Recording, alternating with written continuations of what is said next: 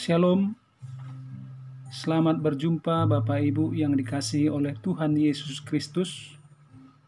Saat ini kita akan membaca bagian firman Tuhan berbicara tentang satu tubuh di dalam Kristus. Mari kita membuka Alkitab dari 1 Korintus pasal 12 ayat 12 sampai dengan ayat yang ke-26.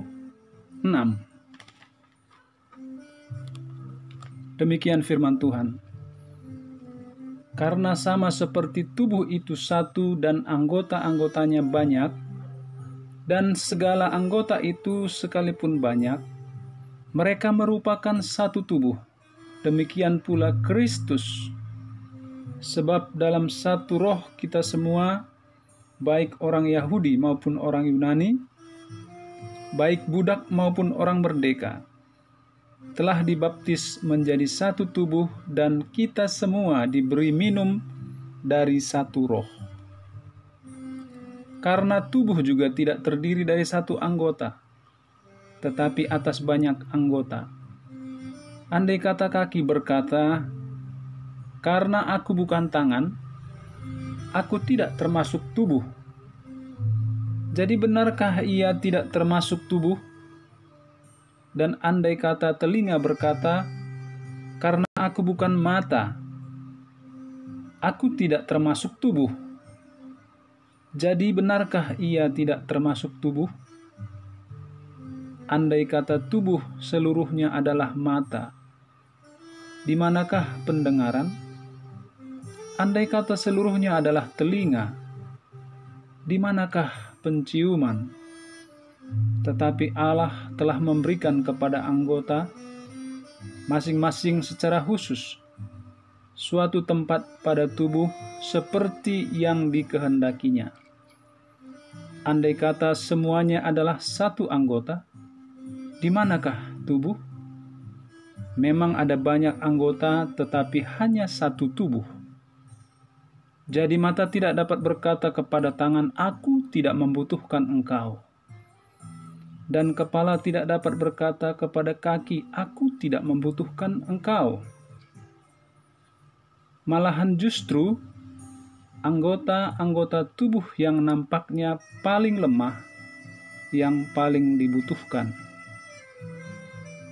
Dan kepada anggota-anggota tubuh yang menurut pemandangan kita kurang terhormat, kita berikan penghormatan khusus. Dan terhadap anggota-anggota kita yang tidak elok, kita berikan perhatian khusus. Hal itu tidak dibutuhkan oleh anggota-anggota kita yang elok. Allah telah menyusun tubuh kita begitu rupa, sehingga kepada anggota-anggota yang tidak mulia diberikan penghormatan khusus, supaya jangan terjadi perpecahan dalam tubuh, tetapi supaya anggota-anggota yang berbeda itu saling memperhatikan. Karena itu jika satu anggota menderita, semua anggota turut menderita. Jika satu anggota dihormati, semua anggota turut bersukacita.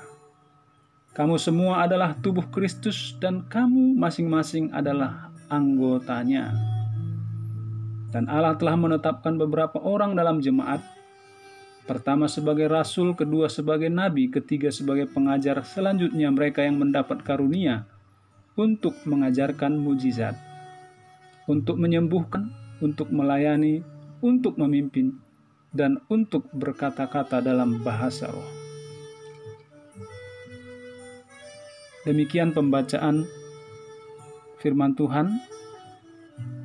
Bapak, Ibu, Saudara, Paulus berkata bahwa setiap orang Kristen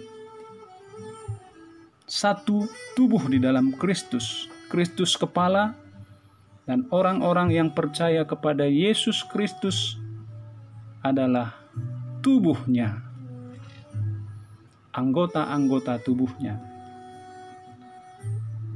Anggota tubuh yang satu tidak bisa berkata, "Aku tidak membutuhkan engkau." Mata tidak bisa berkata bahwa aku tidak membutuhkan tangan.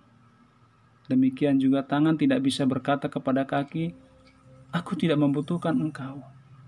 Bapak, Ibu, Saudara, semua anggota tubuh kita ini punya fungsi, punya tugas masing-masing. Nah, Paulus menggambarkan orang-orang yang percaya kepada Kristus itu sebagai anggota tubuh di mana harus saling bekerja sama. Sesama orang yang percaya kepada Yesus seharusnya tidak saling menghujat, tidak saling menjelekkan. Jikalau seseorang punya karunia untuk mengadakan kesembuhan, apakah dia yang paling benar di mata Tuhan? Tentu tidak. Dikatakan bahwa setiap orang itu punya karunia yang Tuhan sudah berikan. Sebagaimana anggota tubuh punya fungsi, manfaat yang berbeda-beda, maka setiap orang percaya juga punya karunia yang berbeda-beda. Ada yang punya karunia untuk menginjil, ada punya karunia untuk menyembuhkan, mengadakan mujizat, ada karunia untuk melayani, mengunjungi orang-orang yang sakit, ada karunia untuk berdoa syafaat. Nah, Bapak Ibu, seharusnya karunia-karunia itu kita pakai untuk kemuliaan Tuhan. Oleh karena itu, kita tidak bisa berkata bahwa sayalah yang paling baik dan sayalah yang paling berkenan di hadapan Tuhan. Tidak. Yang kita harus katakan adalah, saya membutuhkan Anda, karunia saya dan karunia kamu berbeda. Maka kita harus bekerja sama demi kemuliaan nama Tuhan. Bapak, Ibu, Saudara, sering kita melihat bagaimana perdebatan di antara orang-orang Kristen, orang-orang Kristiani, pengikut Kristus, menganggap bahwa ajarannya yang paling benar, menganggap bahwa gerejanya yang paling benar.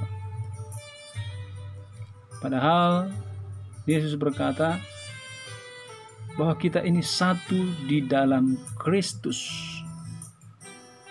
Kita ini satu di dalam Kristus, melayani untuk kemuliaan namanya. Jika ada saudara kita yang melakukan hal yang salah, maka kita patut untuk menasehati. Menasehati, bukan menghakimi.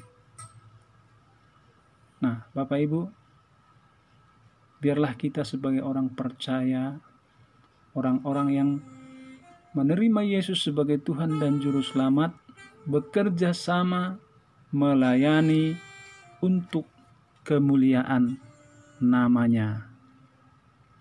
Untuk kemuliaan namanya. Tuhan Yesus memberkati.